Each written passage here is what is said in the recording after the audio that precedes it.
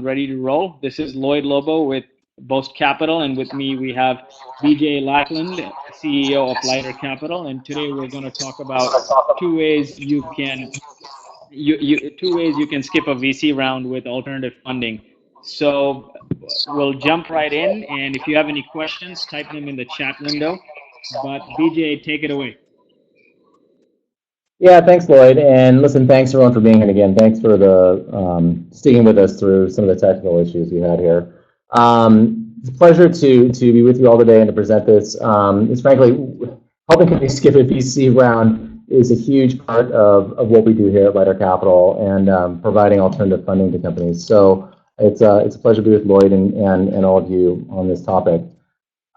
So first, I want to tell you a little bit about Leiter Capital, so you understand kind of what we do and how we approach the market and such. I always feel like it's best to know where someone stands if you understand where they sit, because that tends to drive what they do. So what we offer is what's called revenue-based financing, and we'll get into the exact structure of that in a minute. But overall, what it is we provide about $50,000 to $2 million in funding per company. We focus primarily today on technology companies. And as you can see in the sort of pie graph here, we fund a lot of SaaS businesses, but we do a lot of sort of tech-enabled services and things like that as well. And we've done about 230 financings across 160 companies. We're really relatively high volume. One of our goals, major goals, is to really provide companies an increased access to capital. And part of that means that we do a lot of deals. We currently do about 10 to 12 deals a month. So what's the basic problem we're approaching? The basic problem is that for a lot of companies, and I've experienced this frankly myself as an operator as well as in my past I was a VC, a lot of companies sort of fall in this middle ground where they're great businesses, but especially if you're a tech business, you don't really qualify for bank financing because you don't tend to have any hard assets. But at the same point in time, getting equity money is, number one, it's incredibly hard. It's a long and arduous process. And number two, it's just very uncommon. If you are a sort of frequent reader of the tech press and things like that, it's easy to fall under the impression that if you sort of have a tech company, everybody gets VC financing. But the reality is fewer than 1% of startups actually raise venture capital.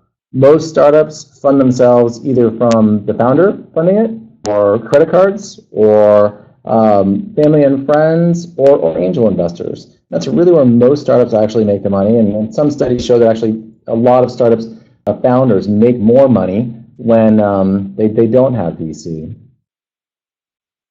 So where does Leiter Capital fit in? If you look at the sort of stereotypical sort of VC path that most people know about, this is really kind of a graph of what it is. You start off with family and friends. Some people go to incubators and some of that. Then eventually you go on and you raise like a Series A, right? Your first sort of institutional equity round where you're going to be issuing shares to most likely venture capitalists and perhaps angel investors who will actually lead a Series A round, but mostly VCs. And from there you kind of start on a path of raising round over round until you build a big enough business, has enough value, and you get an exit. You sell the business. But the reality is that, number one, these rounds of financing can be incredibly dilutive. A bunch of studies recently, and there's a good one from PitchBook recently about the amount of founder dilution at various stages through various rounds of financing. So the way you should think about it is each round of financing, especially in the early days, is probably going to be anywhere from 20 to 40% of the business. So you very quickly end up with a relatively small percentage of the business. So one of the things we do at Leiter Capital is we'd like to provide funding to these companies, kind of fill the gap of that slide I had a little bit ago, fill that gap between sort of banks and VCs where we can help fund companies that are kind of on their ramp. They're already getting up in revenue and such. Our minimum is about $200,000 in annual revenue. Once companies get up to, say, north of like 15 million or so in revenue, usually they can go to banks and such. But in that gap where they're really trying to stretch and build a valuable business, what we focus on is providing them basically an alternative to raising equity that sits in there, or that lets them push off an equity round, essentially skip a round of VC financing, which then should save the founders a huge amount of dilution because those early rounds in the Series A and Series B and such can be so dilutive. So that's really where we sit, is where that circle is. So what is revenue-based financing? Essentially, it's a royalty agreement. What it's trying to do is bring together the best aspects of debt and equity.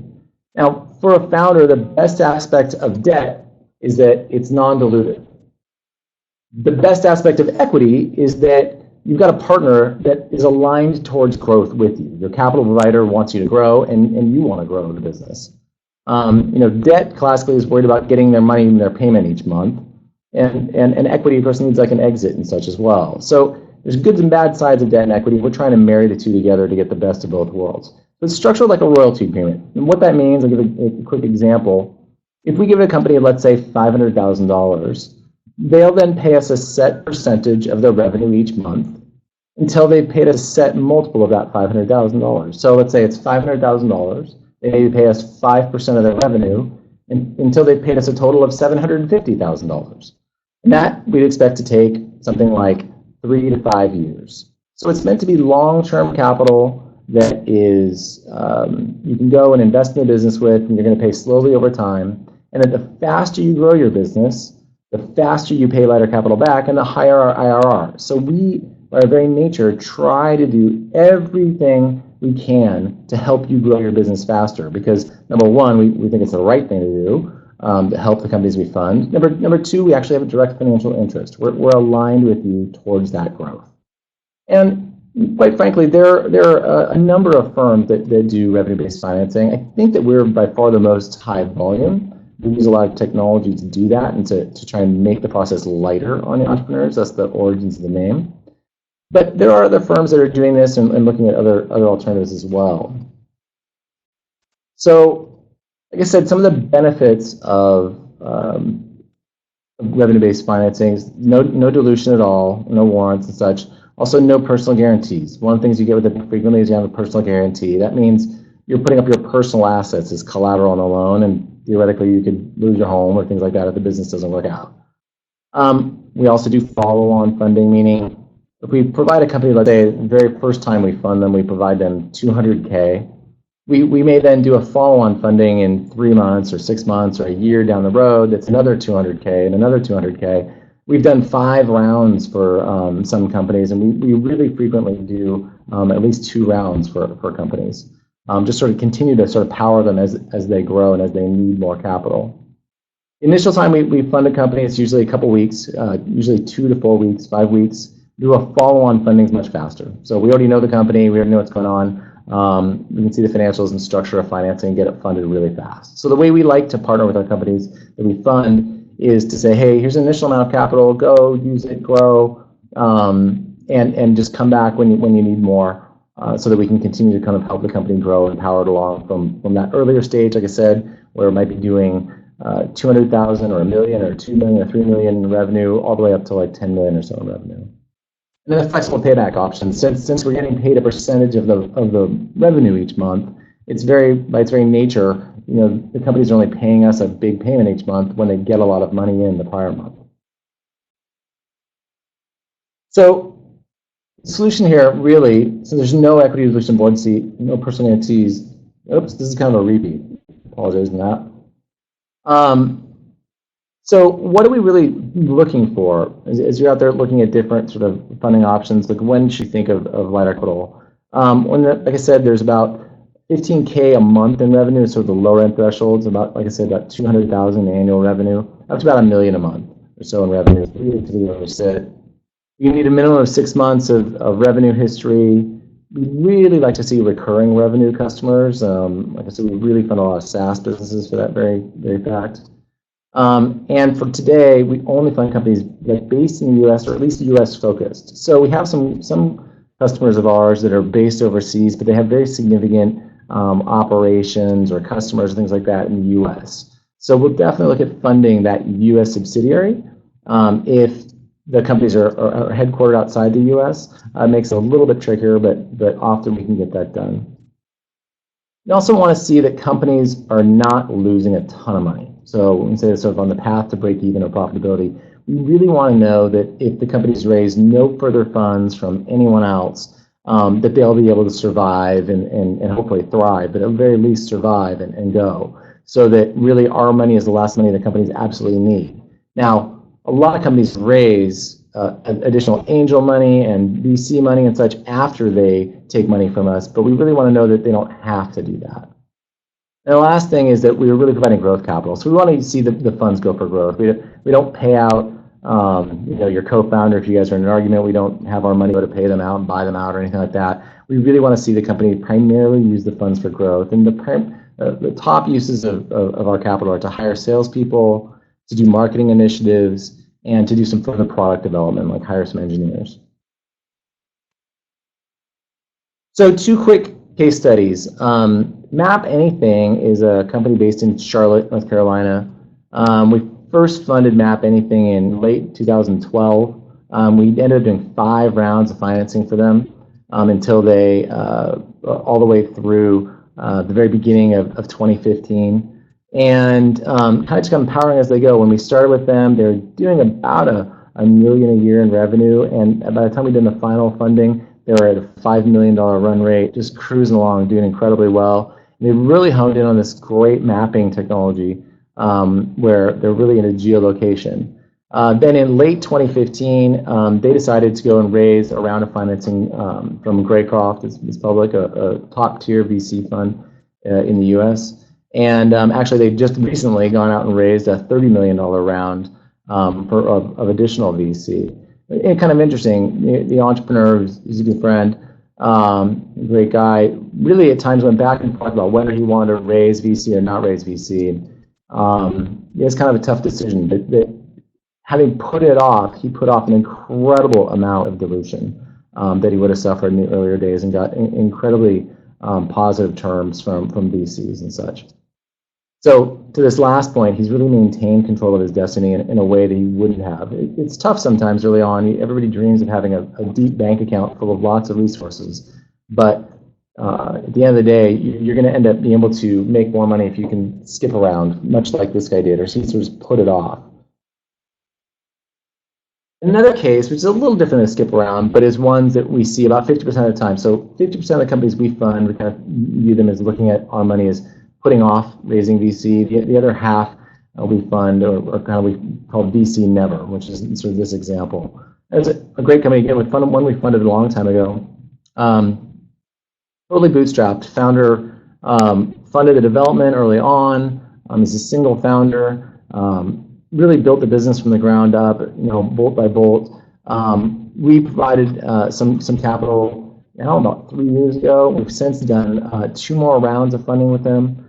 And we're really the sole external source of capital he's got, and now the company's doing millions in revenue, and it's just a beautiful success story. They really own a certain niche of the IP management market that the founder came into the business knowing that market really well, knew exactly what he wanted to build. Actually built it on Salesforce, with a Salesforce logo that's here and such, and just really built a beautiful and growing business. Now I'm employing I think 15 people or so. So a lot of times we'll also see these types, like I mentioned, that are really not sure they ever want to raise significant equity money at all, and kind of control their own destinies, perhaps for a really long period of time. One of the last things we do is because we fund a lot of different businesses, we've got a lot of entrepreneurs that we funded in most major cities in the U.S. in particular. I know a lot of international callers, and unfortunately we can't fund companies internationally now. We're certainly looking at it, but right now it's mostly in the U.S. But we also really try to provide them a sense of community. What we found is that founders love to talk to founders. They love to learn from each other. They have all kinds of battle wounds and stories to share that help each other grow. So we help trying to foster that. We also provide some resources and some advice and stuff, especially around raising money. If companies we fund them and they want to go on and raise VC money, or they're going to go on and raise money from a bank or something like that, we'll really try to help them as much as possible to find the right funding fit for them, because we really appreciate and we really built our business around the fact that that's an incredibly important thing for founders and choosing those funding paths. So with that, I'm done, and I'd like to hand it back over to Lloyd.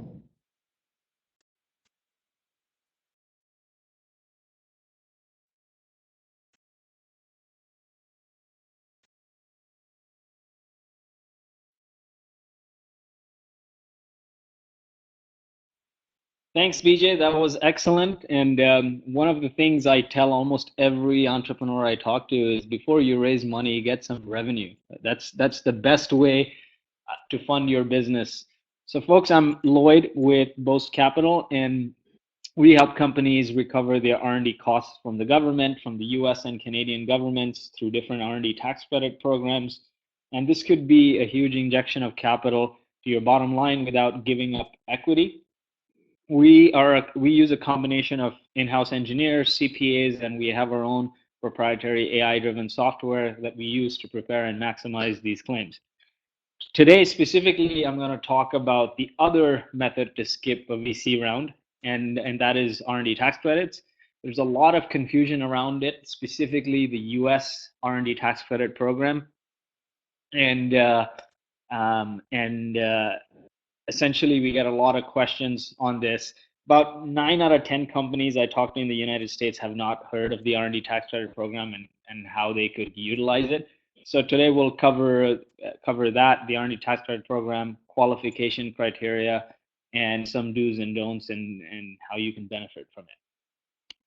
Awesome. So what is the R&D tax credit program? Essentially, it's a general business tax credit. It's been around since 1981 in the United States.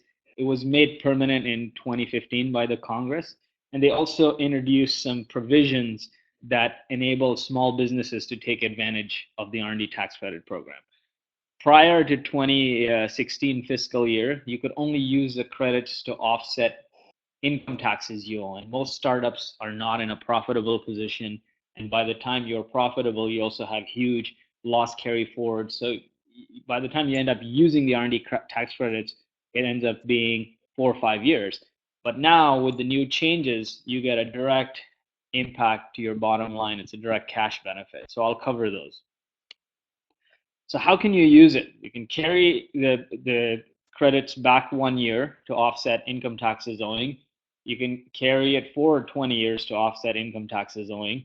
You can reduce payroll taxes up to $250,000 a year, or you can reduce alternative minimum tax. Now, payroll tax benefit is the best top benefit that you can get as a startup. So you're not profitable, right? So most startups are not profitable. So how can you use this $250,000? So essentially, the credits you get from 2016 or your last fiscal year can be used towards any open payroll period in 2017, so in the current year or in future years. And to give you an idea, you're paying 6.5% of each employee's salary as Social Security tax, federal Social Security tax. So you're getting this $250,000 a year to offset that. So for example, if your payroll is $2 million, you're paying $120,000 a year in federal Social Security tax. So to qualify for this payroll offset, you must have revenues for 5 years or less from the tax year. You must have 5 million or less in revenue for the tax year, and must not be a tax exempt organization. So for example, if you're claiming for fiscal year 2016, you should not have had revenues before 2012, and your 2016 revenue should not be more than 5 million. If you're not profitable, you can also use it to offset alternative minimum tax, and that's if you have less than 50 million in average revenue for the 3 preceding years.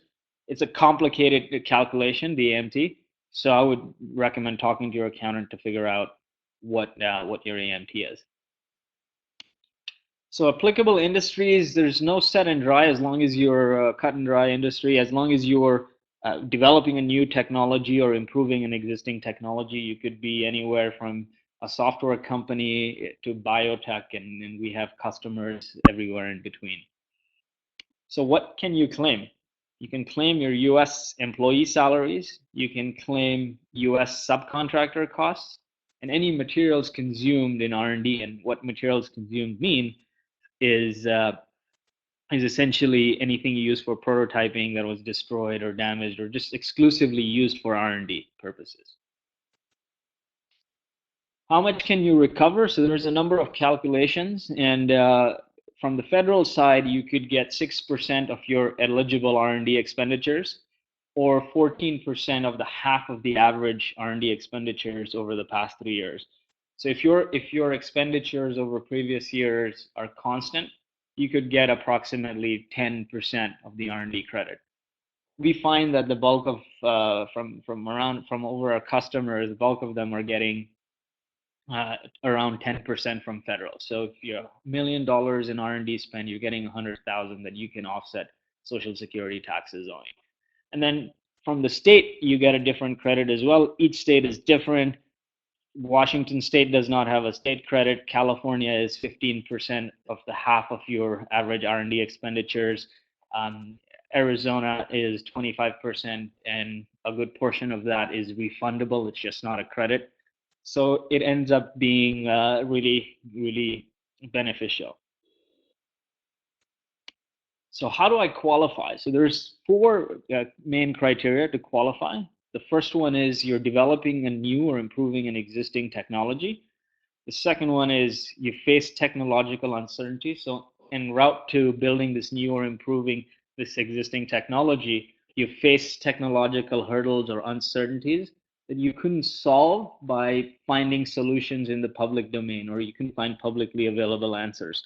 So then you hypothesized and you iterated towards the end outcome. And the last criteria is technological in nature. So it's in the field of sciences or technology or computer science and so on.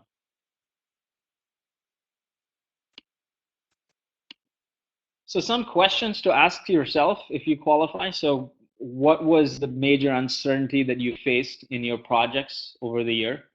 And were you able to remove that with standard engineering practice, or was there an answer available in the public domain? Did you formulate a hypothesis aimed at reducing this uncertainty? So an uncertainty could arise from, say, you're integrating with a third-party system that does not have an open API or documentation, or you're trying to parse, you're writing this machine learning algorithm to parse through billions of rows of data, and you have a certain speed requirement, and anything beyond that, say you have to get it within a 120-second window, and you're taking 240 seconds and it's timing out. Things like that, any sort of speed, throughput, integration, machine learning kind of situations, and anything that you're working on where the answer just doesn't happen when you write a bunch of code and run it, and you face uncertainties or challenges. That's where the bulk of the R&D credit comes into play, and that's where the key criteria is: facing and overcoming technological uncertainties. And then a few more questions to ask yourself if you qualify. Was it was the process you used an iterative process? Was it consistent with the systematic flow, or were you just throwing spaghetti on the wall? And then did the process result in a technological advancement? So what this means is, did you get to your end outcome? Did you get closer to your end outcome, or did you fail? Success or failure doesn't matter, as long as you advanced your learning and you're just not there.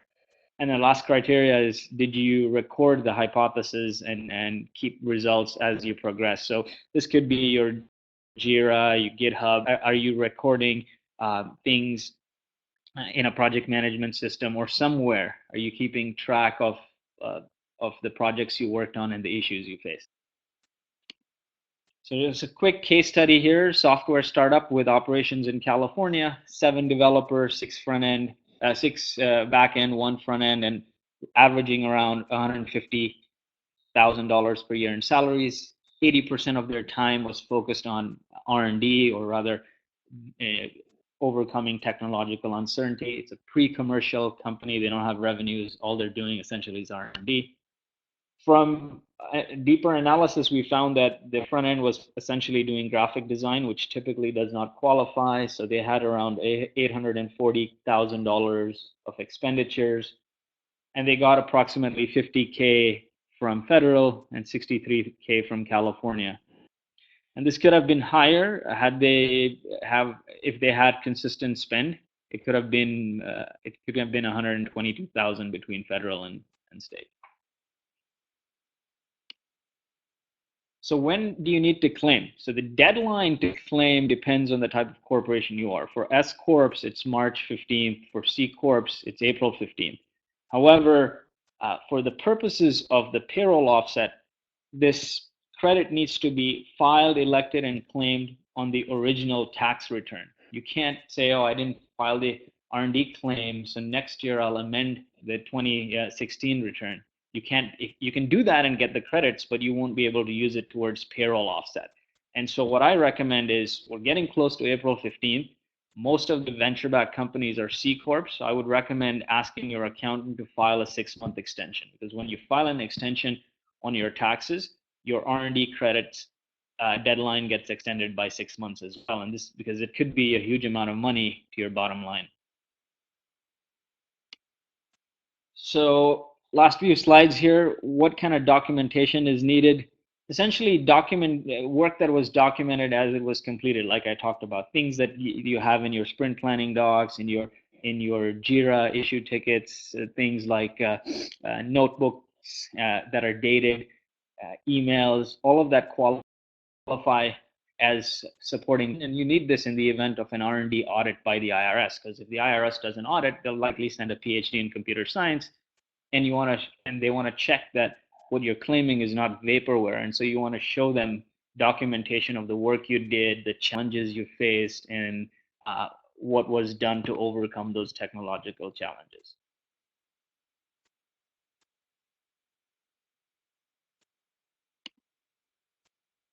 So we covered this and the time tracking piece as well. So most people will either have time tracking. If you don't have time tracking, you're likely using a point-based system. As long as you have some estimate of how people spend their time, because you can't always claim 100% of somebody's time. Usually they're doing some portion of their time on routine engineering or non-R&D work. So you just want to make sure that you have that separated out. But if you have an estimate, or if you're doing time tracking, or you're using a point-based system, those are good ways to show the IRS in the event of an audit how you tracked and come up with the time tracking.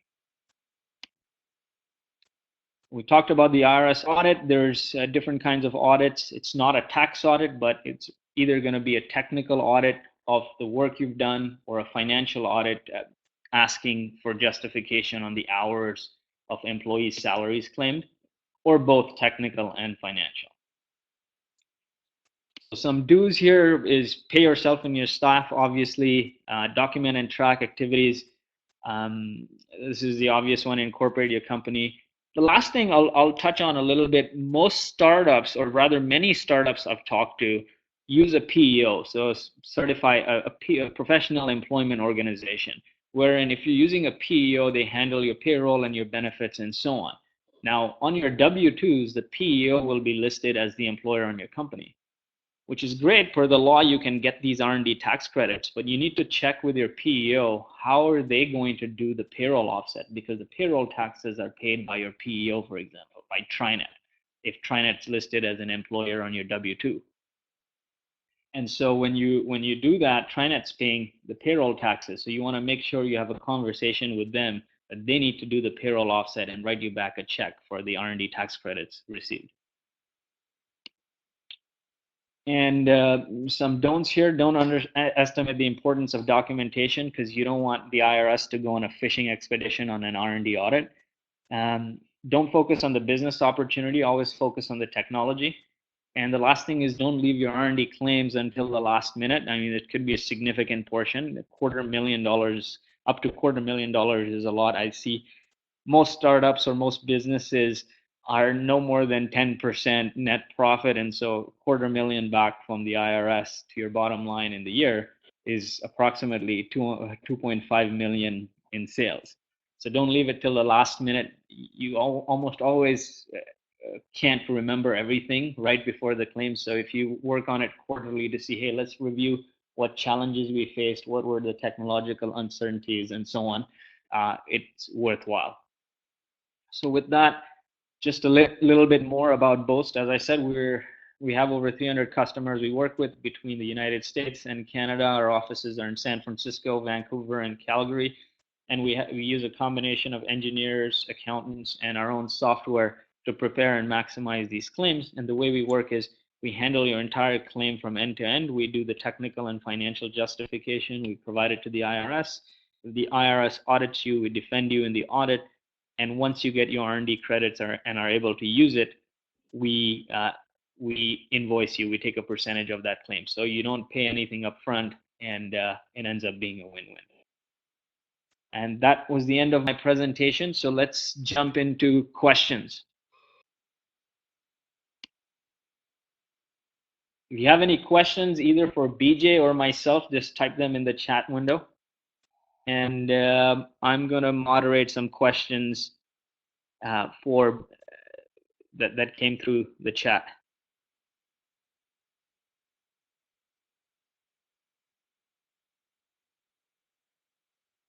So there's a couple of questions here. One is for companies outside of the United States. How do you guys handle that, BJ? How do you guys help companies outside the United States? And you guys might not. So yeah, if the companies are outside the United States, sometimes it gets a little bit tricky. So our capital can only fund entities based in the U.S. However, that means companies that are based outside the U.S. but have a U.S. subsidiary and they have some sort of material assets in the U.S., like some real sort of meaningful presence here. That sounds a little nebulous, but generally speaking, it means you've got customers here, you've got some of your senior staff here, and the U.S. is a relatively significant market for you. Then what we do is we'll actually fund the U.S. entity, and sometimes we have the international entity give it a guarantee, but that just sort of means your entity's guarantee and not your personal guarantee. So what we do is, in short, we fund the U.S. entity if it's significant enough, and then you can use the money essentially wherever you want to fund different activities, as long as those activities are kind of in line with what we agree when you start. So you have to have a U.S. sub with significant assets to do it.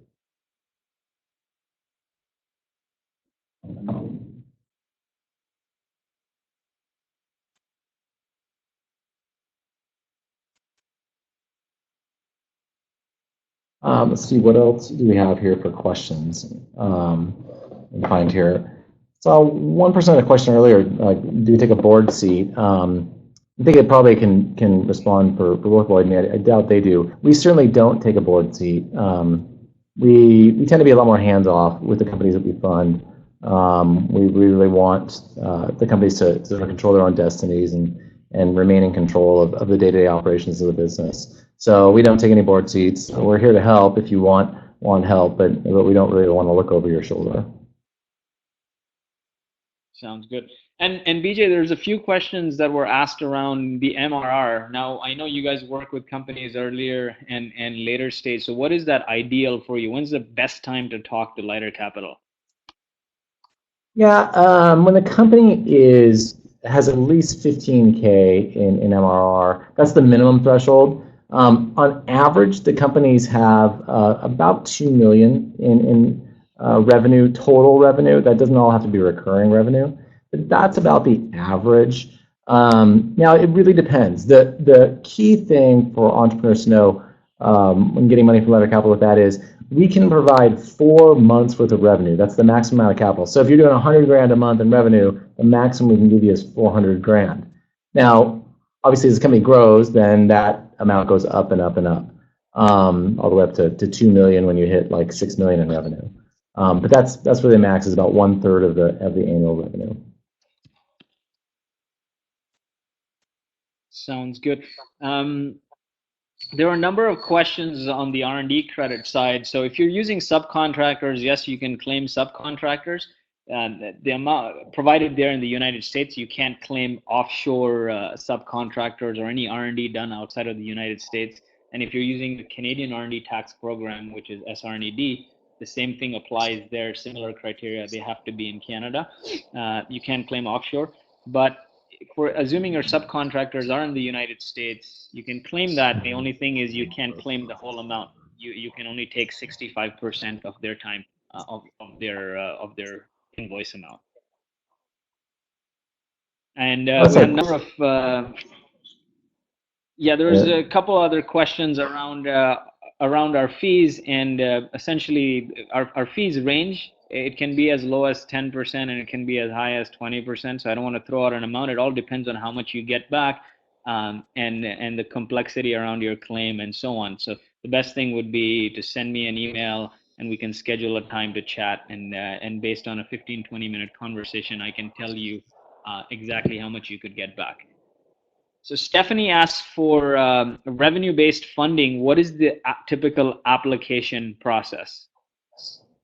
BJ. Yeah, I think I saw someone earlier mention like sort of what's the pitch process. So hopefully to get these two questions in one shot.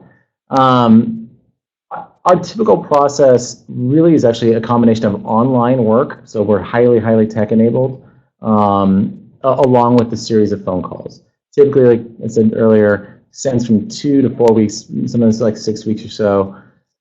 On average, it takes about 10 hours of work for the entrepreneur, and they go through our online application process. So for the person asking, how do you approach Leiter Capital? You can email us, and my email is on the presentation. We can send that out. Or frankly, you can just go online and hit the apply button on our website. It's going to end you up in the same place. So as opposed to a VC where you really want to get warm introductions, frankly, most of the companies we fund, we meet because they apply for funding through our website. So that's really the way to get the ball rolling. Then it's a series of sort of online application and filling in things and connecting up to things like your accounting software and your banking data and things like that to help us bring in that data and evaluate it. And then we'll try and get you terms. We typically get proposal terms to a company within 3 to 4 weeks after they give us the basic information. And you'll probably have 4 or 5 phone calls with us from application to funding.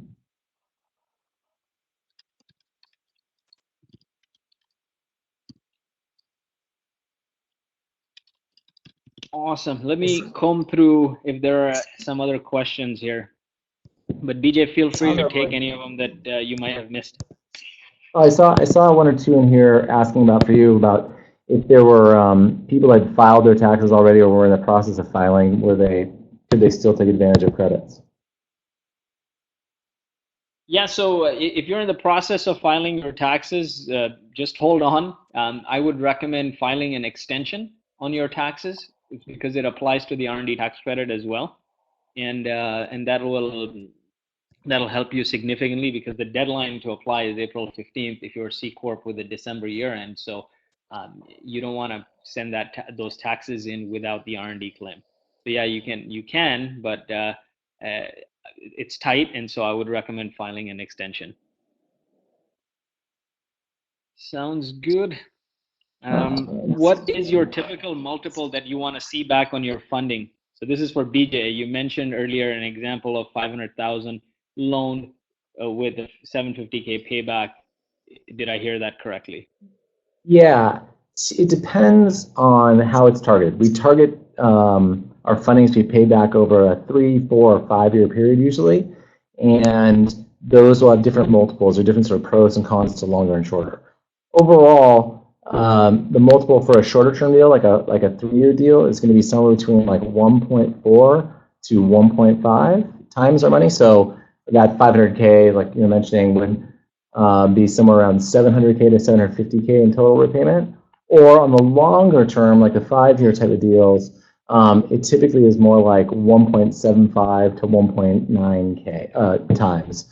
So the 500K would end up being more like, too much math for me to do, like 900K in total payment or so. Now that you're probably saying, why the heck would we choose the one that has more dollars paid? And the reason why is because the royalty, the percentage of each of the monthly payment that they pay to Leiter Capital, with the shorter term financings, it needs to be higher. So you're going to pay a higher percentage of your revenue, but you pay less total dollars, or you pay a lower percentage of your revenue and you pay more total dollars. Those two are kind of a seesaw. And oftentimes when we're talking to a company, we'll just give them 2 proposals. We'll say, here's a 3 year deal that has kind of a higher royalty rate and a lower multiple, or here's a 5 year deal that has a lower royalty rate and a higher multiple. So we leave it a lot of times up to the company to decide.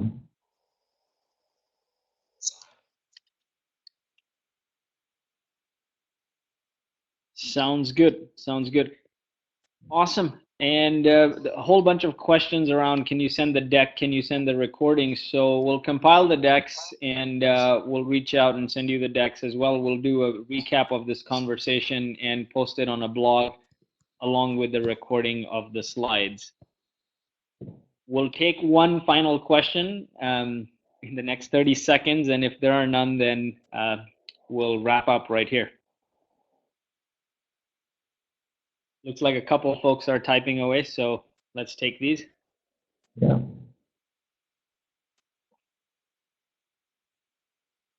Awesome. So no other questions. Thanks a lot, BJ. I learned a ton, and hopefully we'll do another webinar down the road or an in-person event. But thank you very much for your time, and thank you everyone for joining us. It was great, and thanks everyone for joining.